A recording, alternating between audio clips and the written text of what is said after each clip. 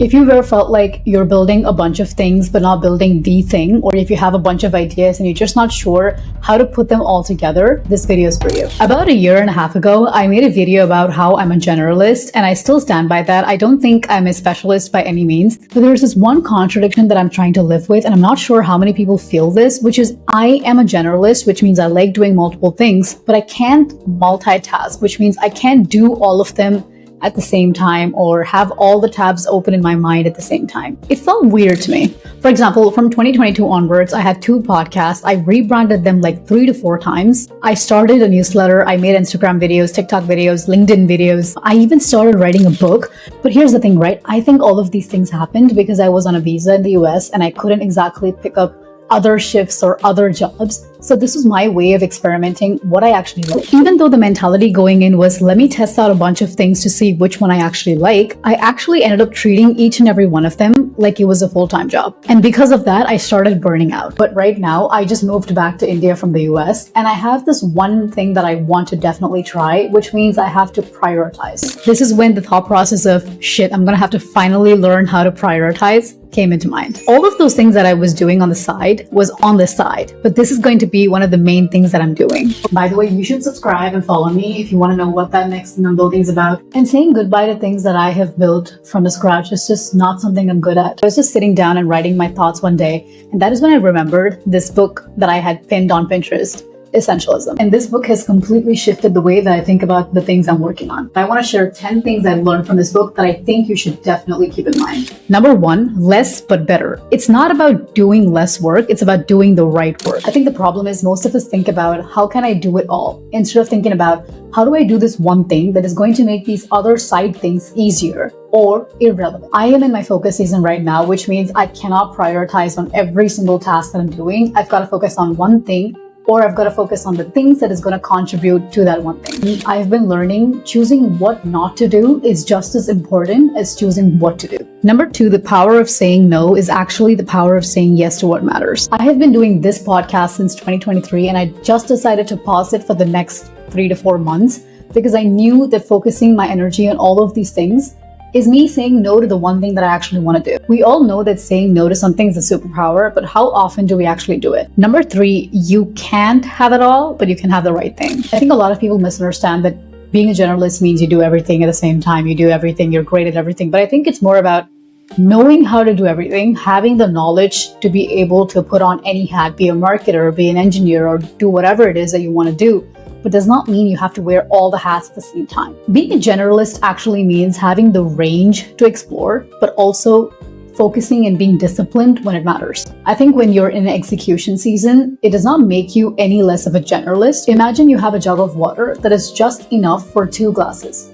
But you're trying to fill 3 glasses instead of 2. Now, would you just pour it for 2 glasses or would you pour it for 3 glasses? And that is how I look at being a generalist. Number 4, burnout isn't a badge of honor, it's a warning sign. Imagine being a mid-20-year-old in the US, taking care of yourself, living by yourself, having to manage everything by yourself, and then trying to do 700, exaggerating, but 700 different projects on the side.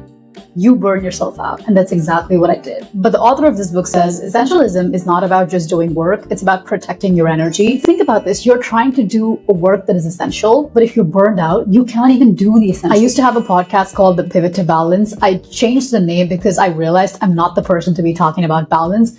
Because to me, even though I talk about taking breaks, taking a break makes me feel like I'm being lazy and just finding reasons not to do something. But I've learned after this book, and I'm trying really hard to implement the fact that taking a break is not lazy, it's strategic. Number 5, trade-offs are real and pretending they're not is exhausting. I used to think that I could avoid trade-offs. I thought I could wake up at 4 a.m. and just get all of the stuff done and still do all of the things I need to do on a day-to-day basis and go to bed late at night, edit my videos, try to write a book, try to do this and that. But the truth was that it's just not possible. When you're choosing one thing, you're unchoosing something else. Like when I chose to pause the 360-degree marketing show right now, I'm choosing to focus on what is more important right now. And one of the key factors here is accepting that this is a strategic move and not something you're taking out of your personal emotions. It's something that has been freeing rather than being limiting. You see, growing up surrounded by people who always tell you that if you want to do something, you will do it, but then you want to do so many things. So how are you supposed to prioritize which to actually do?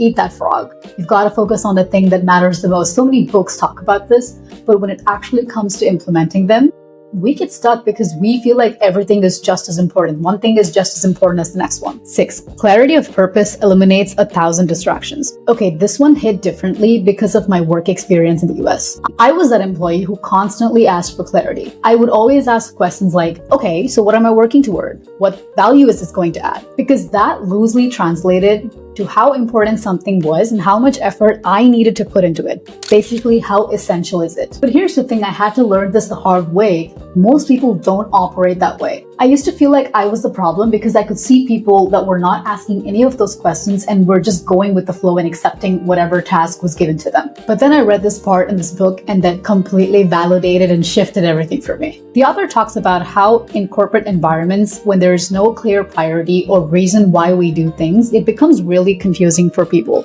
He mentions that when he asked someone what they really wanted from their career, most people couldn't answer that question. Reason isn't because most people are not motivated, it is because they lack the clarity of purpose. He says something in the book that really just validated the way I feel. You can train leaders in communication, teamwork, give them all the 360-degree feedback reports you want, but if a team doesn't have clarity on goals and roles, problems will multiply.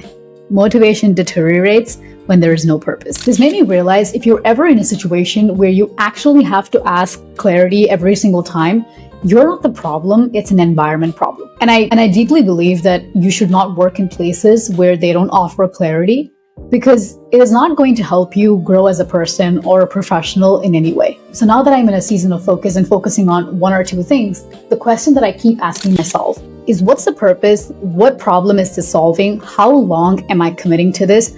And that clarity has been shifting everything. And once I got really clear on who I want to be, what type of goals I want to have, what I'm actually aiming toward, it changed how I viewed things in the past to how I view things now. Just try to answer this one question. What is the one thing that I'm trying to build? And it makes the rest so much easier. Number 7, what if I need it later is a trap. I don't like killing projects because I always think about, what if I need it later? What if it actually works out later? What if I can just put more effort and it actually ends up working out? The author talks about how holding on to everything just in case turns into you're not really committing to anything. For example, I have a newsletter and I have paused it.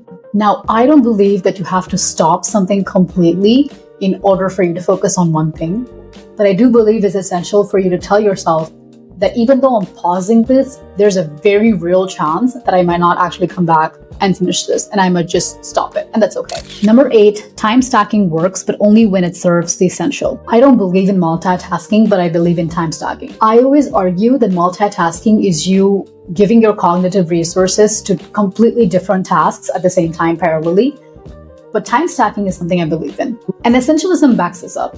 You can do multiple things in your life, but they need to feed into or support your essential intent. If something you're doing does not connect to the main thing that you're doing, it's not time stacking, and it's just distraction dressed up as productivity. For the longest time, the problem I had was I would do multiple things, but I couldn't exactly say why I did that or what that even meant. And I also think this is a very essential interview skill to have, knowing how to translate the things that you've been doing on the side and knowing how to connect them to the main thing is not something a lot of us are good at. Most of the times when I start or pause something, I always think about, oh my God, are people going to think that I started something again and then I paused it? Would people even understand that I was just experimenting with this? What do I do? What are they going to think? But Essentialism taught me that people who matter will understand that pivoting is not quitting, it's prioritizing.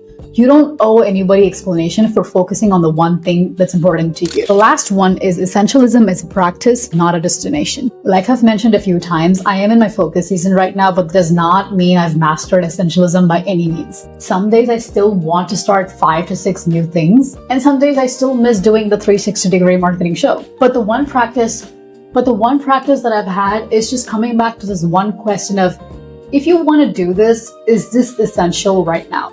Is this feeding into the one main thing that you want to be doing? And most of the times the answer I get from that helps me just stay on track. So those are my 10 lessons from reading this book. If you have multiple ideas or if you're trying to build multiple things, I would recommend you read this book. And if you've already read this book, let me know what you actually took away from this book. I'm still on this journey and I'm entering my focus season and I'm excited to talk more about that. So make sure you're subscribed and I'll see you next one.